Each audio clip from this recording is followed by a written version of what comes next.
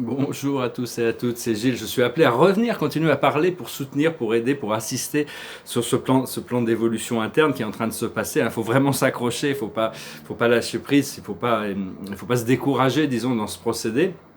Je vais adresser quelques idées. La première, c'est déjà que le maître Saint-Germain, qui est le modèle de l'ascension, il a atteint la jeunesse éternelle et la richesse infinie. Il a réussi à catalyser ça pendant cette expérience qu'il a eue à travers ses vies sur Terre. Maintenant, il a choisi de garder son nom de Saint-Germain. Il a annoncé le Nessara et le Gessara, c'est-à-dire la libération financière du monde. Les gens vont être libres, on va tous être libres financièrement. Cela dit, on aimerait bien voir qu'on attend quand même, nous ici, matériellement, physiquement parlant, on attend de voir que ça se soit manifesté. Et donc son conseil, c'est plutôt que de dire, ouais, quand on est on voit ce manque de manifestation sur l'abondance physique, matérielle, disons, financière, c'est de se répéter à soi-même, je suis libre, je suis libre, je suis libre. C'est-à-dire que ça catalyse l'accélération des finances et de l'abondance qui vient à nous. Et je voulais vous remercier de tous vos partages, de vos donations. Ça m'est vraiment, vraiment utile. J'ai mis une cagnotte PayPal pour essayer parce que PayPal a tendance à garder l'argent en suspens pendant 3 semaines. Donc, je connaissais pas. Maintenant, bon, j'ai mis une cagnotte PayPal. Bientôt, je serai de l'autre côté de l'autre côté du rideau. Je vais pouvoir assister, aider beaucoup de gens à trouver des fonctions dans ce nouveau projet que je vais pouvoir mettre en place, qui va pouvoir donner des opportunités de trouver des moyens créatifs à beaucoup de gens de trouver une vie agréable et pouvoir travailler dans un cadre un peu idyllique, disons. On va créer ces circonstances, tout ça se prépare, je sens que ça arrive, c'est juste attendre que Dieu donne son feu vert et tac, et tout va tomber d'un seul coup. Donc il faut s'y préparer. Je vais parler rapidement d'Étienne de la Boétie, c'était un poète du XVIIe siècle. Il avait déjà étudié cette idée de la servitude volontaire, c'est-à-dire les 3 formes de tyrannie. La tyrannie de ceux qui sont nés avec le pouvoir, la tyrannie de ceux qui ont pris le pouvoir avec la force, par les armes, et la tyrannie de ceux qui sont élus. Il pensait déjà au XVIIe siècle que ceux qui sont élus, c'était les pires des tyrans, parce qu'ils justifiaient leur tyrannie par le fait qu'ils ont été soutenus au départ par le peuple. Et là, actuellement, il y a énormément d'oppression qui est mise sur le monde entier, quel que soit notre culture, on est un peu opprimé par tous ces anciens systèmes qui sont en train de se désagréger, mais qui restent un peu en place. Il faut savoir que beaucoup de gens vont pouvoir sortir de là, assumer la liberté, parce que Étienne de la Boétie explique que beaucoup de gens préfèrent une servitude volontaire plutôt que la liberté, parce que ça veut dire assumer un grand nombre de responsabilités personnelles. Alors il y a tous ceux qui vont assumer leurs responsabilités, qui vont sortir de la marmite qui est en train et d'autres qui vont retomber dedans, qui vont pas pouvoir, et donc ils attendent qu'on leur dise qu'est-ce qu'ils doivent faire. Ils n'ont pas l'habitude de réfléchir par eux-mêmes, de prendre les décisions. Donc on va essayer de les aider à ce niveau-là. Parce qu'actuellement, c'est les plans sombres, des plans sombres qui dominent le monde, qui sont des illusions. Et ça va continuer jusqu'à la fin du programme. À la fin du programme, tout sera libéré, mais bon, il y a encore il y a encore des choses à lâcher prise. Et il y a toutes sortes de révélations positives qui vont arriver, enfin positives pour ceux qui sont prêts à les entendre. Il y en a beaucoup qui sont tellement accrochés dans ce système de contrôle que pour eux, le fait c'est le syndrome de Stockholm, ils sont tombés amoureux de leur capteur. Et donc, mais enfin, c'est l'apocalypse. Apocalypse voulant dire révélation, c'est la fin des temps. Et ces révélations vont arriver sur la tyrannie, sur les déceptions, sur les manipulations, parce que le programme de l'ombre est beaucoup, il y a des choses infiniment plus sombres et plus manipulatrices, et beaucoup plus sombres et beaucoup plus que tout ce que l'on peut imaginer, qui va ressortir. C'est des choses qui va vraiment choquer l'humanité. Donc il faut être prêt, il faut essayer de se stabiliser. Personnellement, je suis très disons, pressé de retrouver une vie équilibrée, pouvoir retrouver mes tableaux, recommencer à peindre, publier mon livre, toutes ces choses-là.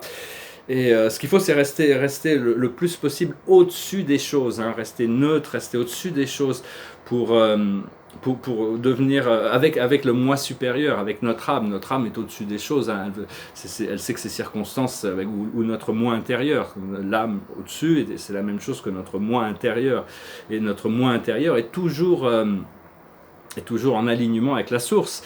Et donc savoir qu'on est toujours assisté par des êtres supérieurs quand même, qui nous guident et qui nous protègent et qui parce que bon, on ne peut pas tout faire tout seul, hein, on est quand même, on a été tellement programmé, cette déprogrammation de l'ancien prend un peu du temps quand même, et on est assisté par des êtres supérieurs, tout en sachant que bon, on veut quand même nous ramener à nos propres pouvoirs, notre propre liberté, notre propre choix qui doit déterminer ce point de liberté. Parce que la vie nous montre toutes ces choses que l'on ne veut pas, hein, et toutes ces choses dont on n'a plus besoin dans notre vie, et donc c'est encore et encore et encore, on nous montre toutes ces choses, et on ne peut pas savoir en avance du temps qu'est-ce que ça va, quelle est notre ascension, qu'est-ce que cette expérience va être. On peut pas le savoir. Si on le savait, on y serait déjà, hein. Donc l'esprit nous prépare pour ça. Mais la seule chose qu'il faut savoir, c'est que ce moment de l'ascension, ce moment du réveil, sera un grand moment de joie et de liberté, hein, qui sera éternel. On ne pourra plus retomber dans l'ancien. Et donc, parce que ma guidance me montre ce qui est devant moi pour moi, c'est un peu comme si je vais exploser de joie, je vais pouvoir me réveiller, pouvoir m'endormir et me réveiller le matin avec ce sentiment de joie et de liberté, hein, parce qu'il y a une libération physique et une libération spirituelle. Moi je pense que ma libération physique va arriver avant ma libération spirituelle, mais si on est libéré spirituellement, on est aussi libéré physiquement, puisqu'on n'est plus tenu à ce monde physique.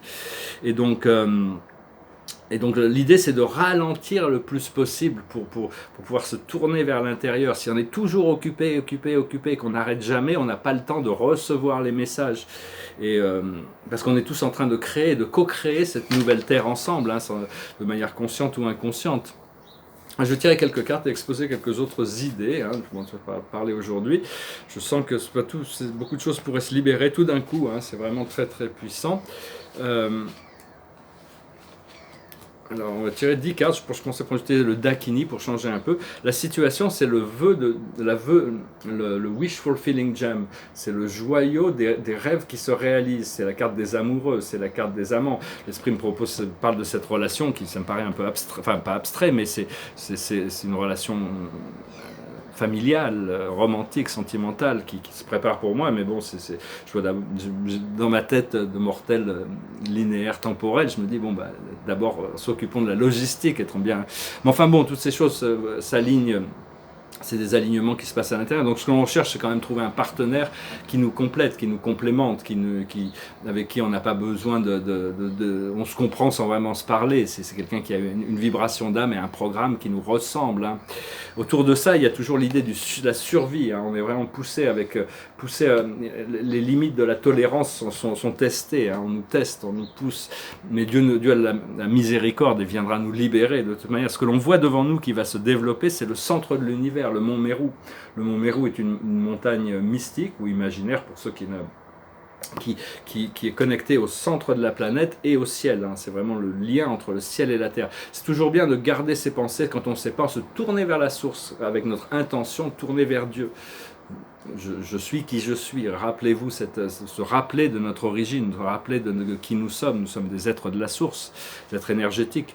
Dans le passé, le subconscient, on a la carotte cosmique, on a appris à suivre la guidance quand même, c'est-à-dire qu'on nous met une carotte devant, on nous dit voilà, si tu veux ça, il faut que tu avances dans cette direction, et donc on a appris à suivre cette carotte, suivre cette guidance. C'est important de suivre la guidance, et là où on en est actuellement, c'est la vie éternelle.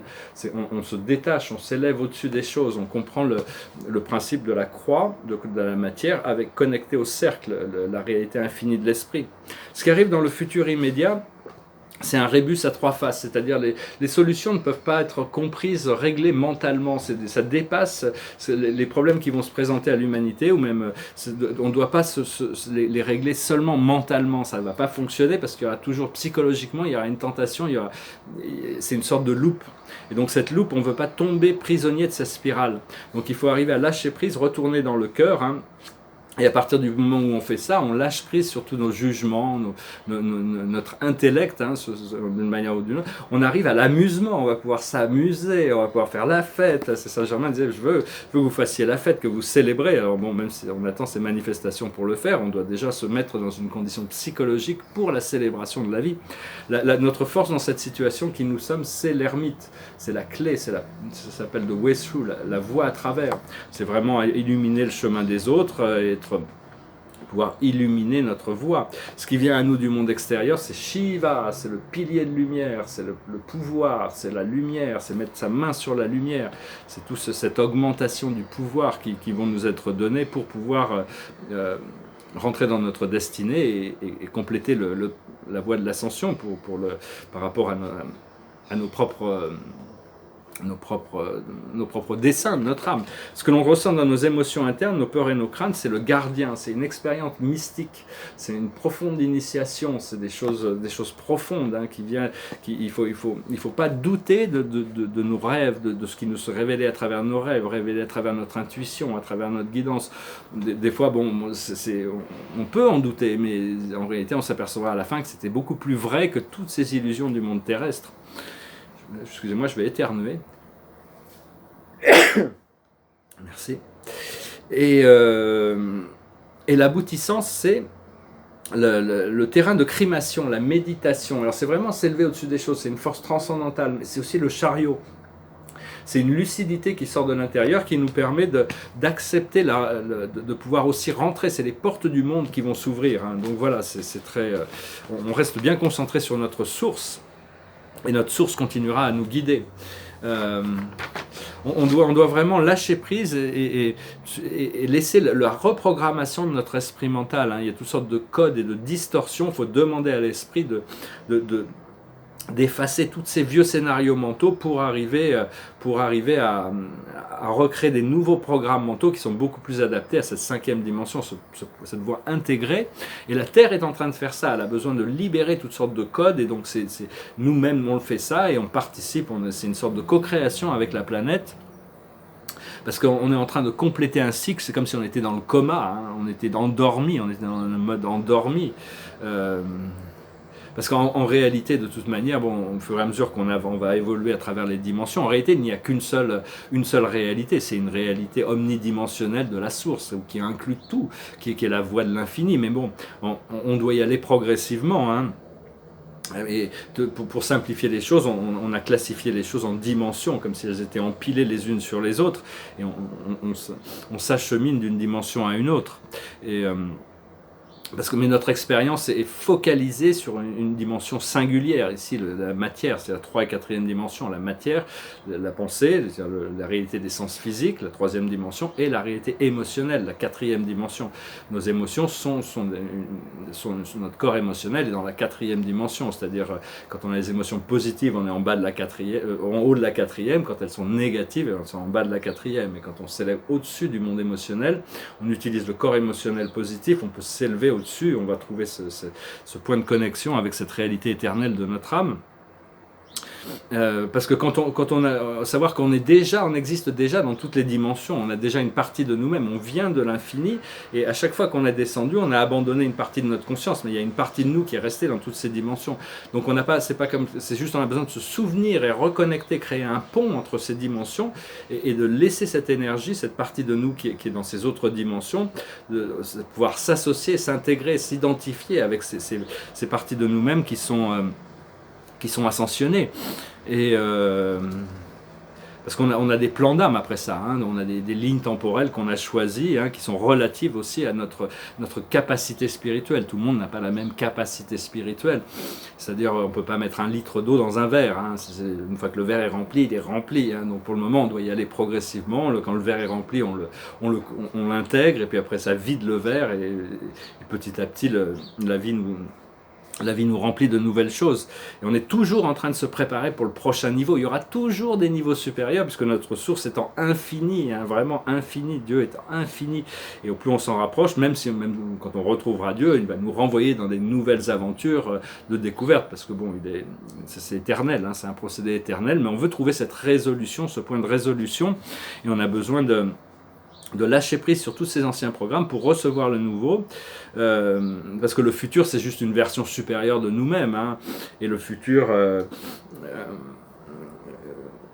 c'est juste, quand on arrive à ce point de connexion avec notre âme, le futur et le passé se fusionnent, hein. Il n'y a plus de passé, plus de futur, il n'y a plus qu'un moment éternel où le passé est intégré, le futur est compris, et on choisit ce qui est notre plus haut excitement, la plus haute passion pour continuer à créer un nouveau futur qui continue à être le présent qui se développe, hein. On rentre dans une conscience de créateur, hein, et on continue à évoluer à partir de ces choses, mais on sera toujours amené à apprendre des dimensions supérieures ou des êtres qui sont au-dessus de nous, et on sera continuellement aussi appelé à servir les mondes qui sont en dessous de nous, hein. Ça fait partie du procédé d'évolution. Et donc, et on va continuer à lâcher prise sur des limitations, hein. Quand on arrive dans la 5e, on doit lâcher prise sur certaines limitations pour arriver dans la 6e, et la 7e, et tout ça, jusqu'au moment où on arrive dans cette réalité éternelle de la source, infinie.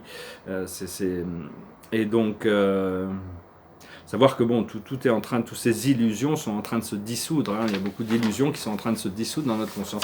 Voilà, j'espère que ce message aura été intéressant pour vous. J'espère que on a vraiment envie, on sent que les miracles sont possibles, les miracles vont arriver, les miracles arrivent, hein, comme disait Albert Einstein, où la vie, tout est miraculeux, où rien n'est miraculeux. Donc on doit vraiment passer dans cet espace de possibilités transcendantales où toutes les choses sont possibles, où on arrête de mettre des limitations sur parce qu'on a des croyances sur la manière dont les choses doivent arriver. Donc au plus on est dans l'abandon, dans l'abandon du présent, en sachant quand même ce que l'on désire, c'est la liberté, hein. Il y avait un grand homme politique, c'est un des plus grands hommes politiques, enfin même s'il a fait des erreurs, c'est un grand homme politique, moi je considère un grand homme politique qui s'appelait Périclès, qui était le dirigeant de la société athénienne au temps de Platon. Il a inventé la démocratie quand même, c'est pas rien. Il disait que le bonheur, c'est la liberté, et que la liberté, c'est le courage. Donc il y a quand même cette nécessité de lâcher prise sur tous ces programmes, hein, tous ces programmes anciens, avoir le courage de sortir de la boîte pour arriver à voir ce que l'esprit veut nous montrer, hein. Donc voilà, il y a des nouvelles chansons qui me passent par la tête, mais je n'ai pas eu le courage de me lancer sur des nouvelles choses, chercher une chanson un peu positive, parce que bon, toutes les chansons que j'ai sous la main ici, elles sont un petit peu tristes. Donc c'est une chanson un peu romantique, c'est une vieille chanson des années 60, ça s'appelle With a Shade of Pale. It's like this. We skip the light fandango, turn cartwheels, cross the floor. I was feeling kind of seasick, but the crowd called out for more. The room was humming harder as the ceiling flew away. When we called out for another drink, and the waiter brought his tray, and so it was that later, as the miller told his tale, that her face at first just ghostly turned a wider shade of pale. She said there is no reason, and the truth is plain to see, but I wandered through my playing card, and I would not let her be one of 16 Vestal virgins who were leaving for the coast. And although my eyes were open, they might just as well be closed. And so it was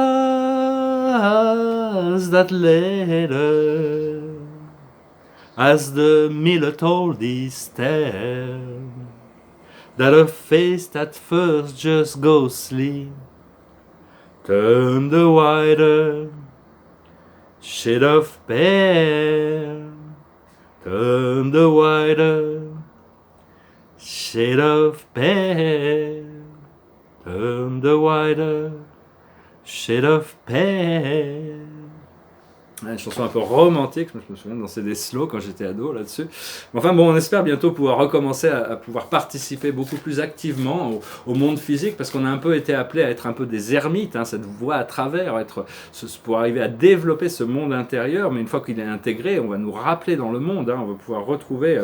Et l'oracle final de la journée, c'est une longueur d'avance, hein, on a vraiment une longueur d'avance, il faut savoir que, ayant fait tout ce travail personnel, on a vraiment plusieurs longueurs d'avance sur l'humanité, hein, donc il faut être vraiment patient, il faut se préparer et continuer à suivre ces choses qui nous passionnent, qui nous font du bien le plus possible, tout en lâchant prise sur tous ces anciens programmes, ne pas s'accrocher au passé. Hein. Voilà, je vous remercie pour tout, je vous souhaite une excellente journée, je vous dis à très bientôt, namasté.